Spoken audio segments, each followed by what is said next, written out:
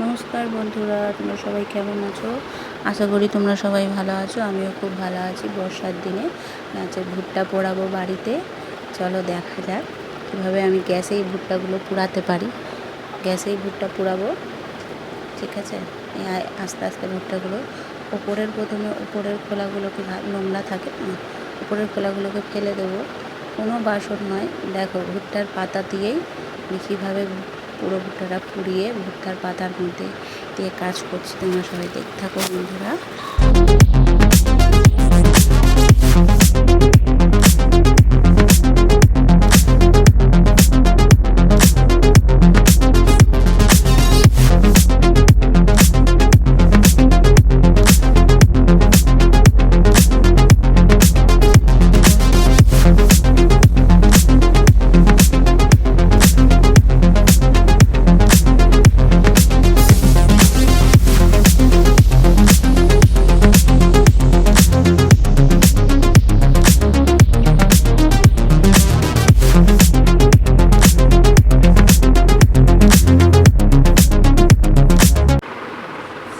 লেবুটাকে পরিষ্কার করে ধুয়ে নিলাম।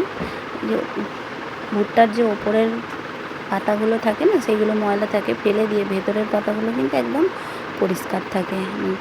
লেবুগুলো কেটে নিলাম, ভুট্টার পাতার মধ্যেই রাখলাম। দেখো দেখতে কত ভালো লাগে, ঠিক আছে? ঠিক বর্ষার সময়, বৃষ্টি বাদলের সময় ভুট্টা পুড়িয়ে এভাবে খেতে কিন্তু খুব ভালো লাগে। তাহলে আমি কিন্তু গ্যাসে এভাবেই পুড়িয়ে নিলাম।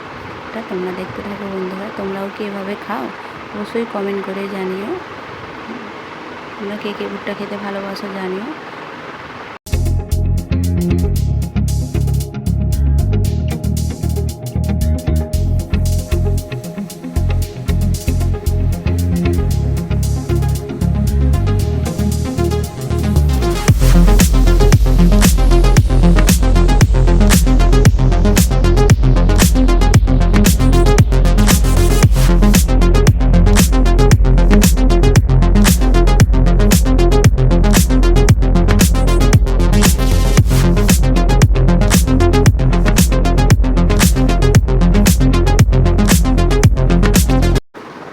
ভুট্টাগুলো দেখো পোড়ানো হয়ে গেছে। এবারে ভুট্টাগুলো ভালো করে পরিষ্কার করে নেব। ভুট্টার পাতা দিয়েই ভালো করে ঘষে পরিষ্কার করে নেব।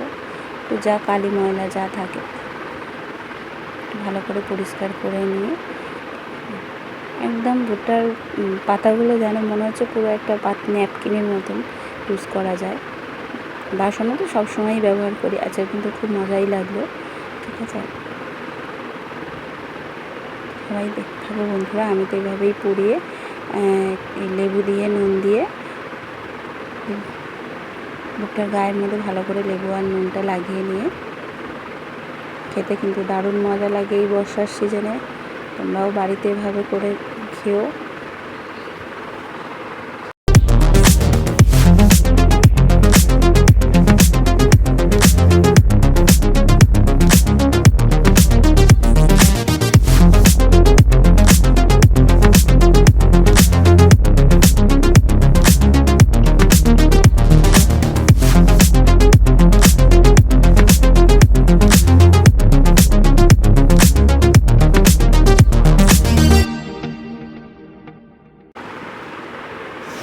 ভুট্টাটায় আমার নুন লেবু লাগানো হয়ে গেছে।